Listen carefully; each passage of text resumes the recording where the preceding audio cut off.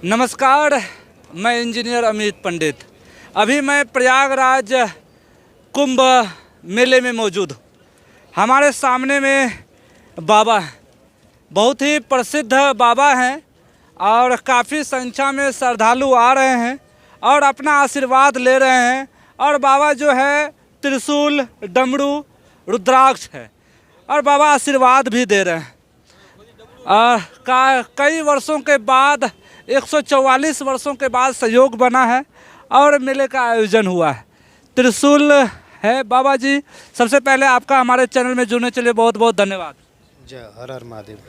हर हर महादेव। मैं दिगंबर अजय गिरी बाबा श्री तपोनिधि निरंजनी पंचायती अखाड़े से हरिओम।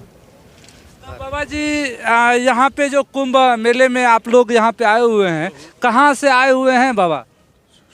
मैं केदारनाथ रहता हूँ, 6 महीने केदारनाथ रहता हूँ, बाकी 6 महीने जो है अन्य तीर्थों में रहता हूँ। हरिओम।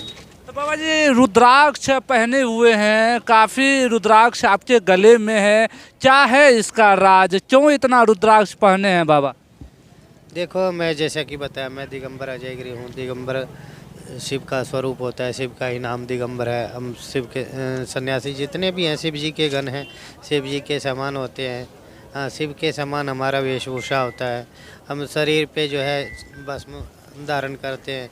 भस्म हमारे वस्त्र की जगह होते हैं, वस्त्र की तरह हम भस्म को धारण करते हैं। और रुद्राक्ष हमारे आभूषण हैं, हम आभूषण की तरह जो है रुद्राक्ष को धारण करते हैं। सभी सन्यासी जितने भी हैं, दिगंबर नागा सन्यासी, सभी रुद्राक्ष धारण करते हैं।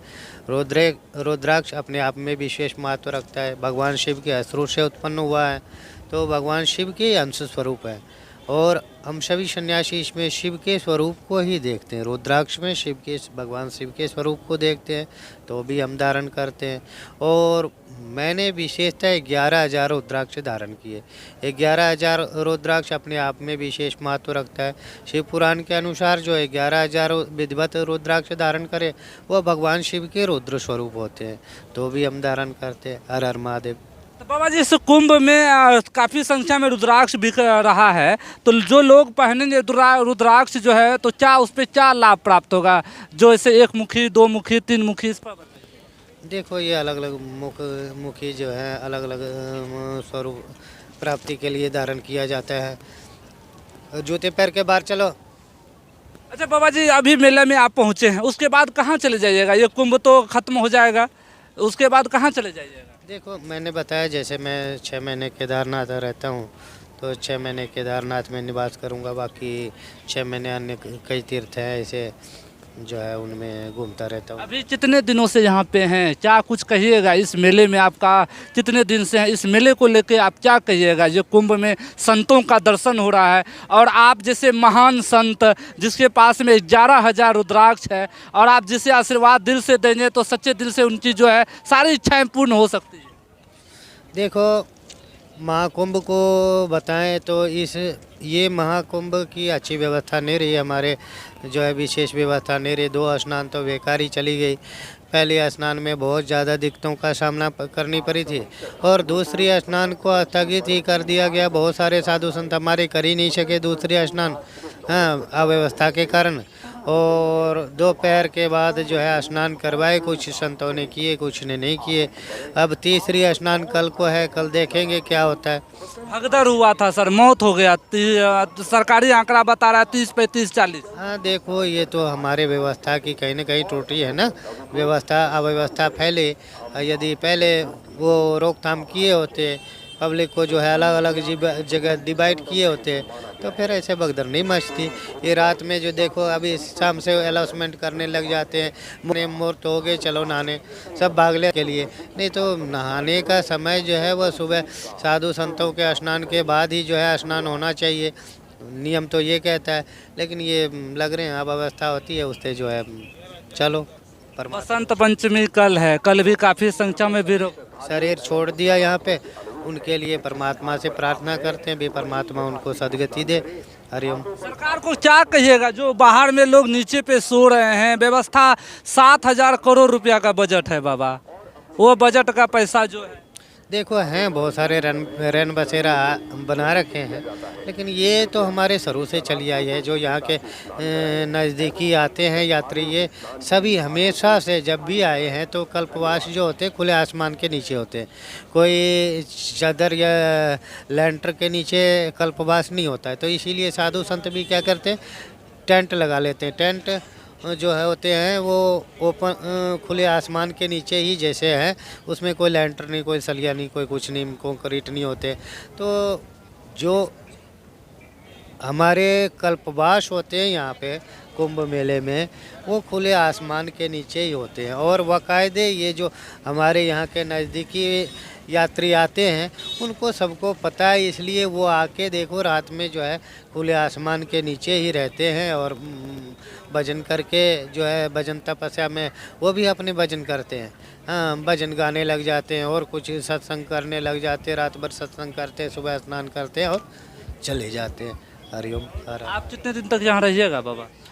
देखो कल मेरे स्नान पूरे हो जाएंगे, कुंभ के स्नान हमारे कल पूर्ण हो जाएंगे। उसके बाद हो सकता है हम यहाँ से वाराणसी को निकल जाए, या हो सकता है मैं रुक भी सकता हूँ। हमारे अखाड़े तो बाकायदे यहाँ से सभी जितने भी 7 अखाड़े हैं सन्यासियों के, सभी जो है यहाँ से काशी चले जाएंगे। काशी में 1.25 महीने कल्पवास करेंगे।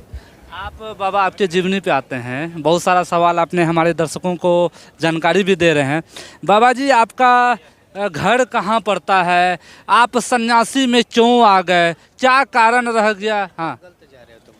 हाँ, देखो सन्यासी जो होते हैं क्यों आ जाते हैं, कैसे आ जाते हैं, ऐसा कुछ नहीं। हमारे कई जन्मों के संचित कर्म होते हैं जिसके फलस्वरूप जो है सन्यास को प्राप्त कर पाते हैं। और कोई ऐसे कर लेने से नहीं बन जाता है। तुम सोच लोगे तो क्या तुम बन सकते हो? नहीं बन पाओगे। हैं? तो ऐसे ये हमारे कई जन्मों के संचित कर्म होते हैं जिसके फलस्वरूप वो सन्यास को प्राप्त हो पाते हैं। हाँ? घर छोड़ दिए, घर की याद नहीं आती? देखो घर हमारा पूरा संसार ही घर है। माता पिता आपके? ये हमारे सारे संसार माता पिता है, माता पिता समान है, भाई बंधु समान है। और माता पिता कौन है? परमात्मा है सबके माता पिता। और श्रीमद् भागवत गीता जी के अनुसार जो आज तुम्हारे पिता है, कल हो सकता है पूर्व जन्म में तुम उसके पिता रहे होगे क्या? तो ये तो जीवन चक्र चलता रहता है। हम इनसे अलग हटने के लिए, मोक्ष के लिए, मोक्ष के मार्ग पे चलने के लिए ये सन्यास का स्वरूप। कितने वर्ष की आयु में सन्यास? मैं 14 वर्ष की आयु में संन्यास धारण किया था। हाँ। क्यों इतना त्याग किसके लिए? आद्य गुरु शंकराचार्य जी ने महज 5 वर्ष की आयु में संन्यास धारण किया था। हाँ, आपको धर्म की जानकारी होना चाहिए। और ये हमारा तुम्हारे को पता है ये 14 वर्ष की आयु, और हमने पता नहीं कितने जन्मों की जो है आयु इसमें लगा रखे हैं संन्यास में। योगी जब जिस मार्ग पे चलता है उस मार्ग पे जहाँ तक पहुँचा होता है, अगले पूर्व जन्म में किसी न किसी प्रकार से परमात्मा उसको प्रेरित कर देते उसी मार्ग पे चलने के लिए, और वहीं से प्राप्ति हो जाती, फिर आगे चलते हैं। क्या मैसेज देना चाहिएगा कुंभ मेले में जो श्रद्धालु आ रहे हैं? क्या मैसेज दीजिएगा उसको? हिंदू धर्म जो है उस पर कुछ कहिएगा। देखो सबका कल्याण हो। और ये कुंभ का स्नान जो है, पहले चक्रवर्ती सम्राट होते थे, वो अश्वमेघ यज्ञ करते थे। अश्वमेघ यज्ञ करने से जो पुण्य फल की प्राप्ति होती है, ऐसे सैकड़ों अश्वमेघ यज्ञ के बराबर कुंभ में स्नान मात्र से पुण्य फल की प्राप्ति सहज ही हो जाता है। तो सभी को, जितने सनातनी हैं, सभी को अपने जीवन काल में एक बार अवश्य जो है कुंभ स्नान करना चाहिए। हर हर महादेव। तो बाबा जी से सवाल लगातार पूछे और डर भी लग रहा था, काफ़ी वायरल भी हो रहा था कि बाबा जी से अगर गलत सवाल पूछेंगे तो चिमटा का भी मार जो है लग सकता है। लेकिन बाबा जी बहुत इन्होंने बता दिया कि आखिर इतनी तपस्या जो है किस लिए है और महाकुंभ में कैसे स्नान। अच्छा बाबा जी, महाकुंभ में लोगों की ये रहती है स्नान कैसे करना है, कोई विधि भी है उसके लिए? कुछ क्या बताइए। कुछ नहीं, बस स्नान करो गंगा में। हर हर महादेव। हर हर महादेव कुछ नहीं है, जैसे गंगा गए डुबकी लगाए स्नान करो। तो इस वीडियो को अधिक से अधिक शेयर कीजिएगा ताकि अधिक से अधिक लोगों तक जानकारी जा पाए।